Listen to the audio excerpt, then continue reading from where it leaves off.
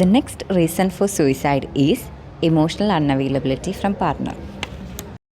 ആൾക്കാരുടെയൊക്കെ വിചാരം marriage life ഭയങ്കര complicated ആണെന്ന്.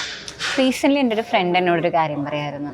ആളുടെ പാർട്ട്ണർ ആൾ പറയുന്നതൊന്നും കേൾക്കുന്നില്ല, ആളെ ലിസൺ ചെയ്യണില്ല, ആളെന്തെങ്കിലും സങ്കടം പറഞ്ഞാൽ ഇതൊക്കെ ഒരു സങ്കടമാണോ എന്നുള്ള രീതിയിലുള്ളൊരു ആറ്റിറ്റ്യൂഡാണ് എന്നുള്ളത്.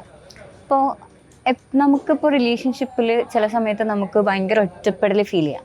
നമ്മുടെ ഒരു കല്യാണം കഴിഞ്ഞ് നമ്മളൊരു പാർട്ട്ണർ കൂടെ ഉണ്ടല്ലോ, എന്നിട്ട് പോലും നമുക്ക് ഭയങ്കര ഒറ്റപ്പെടൽ, നമ്മൾ ഒറ്റക്കാണ് എന്നുള്ളൊരു തോന്നലൊക്കെ അങ്ങനെ തോന്നാം. അത് ശരിക്കും ഒരു ഇമോഷണൽ അൺഅവൈലബിലിറ്റിയാണ്. നമ്മുടെ പാർട്ട്ണറിൻ്റെ സൈഡിൽ നിന്ന് നമ്മളോടുള്ള ഒരു ഇമോഷണൽ അൺഅവൈലബിലിറ്റി.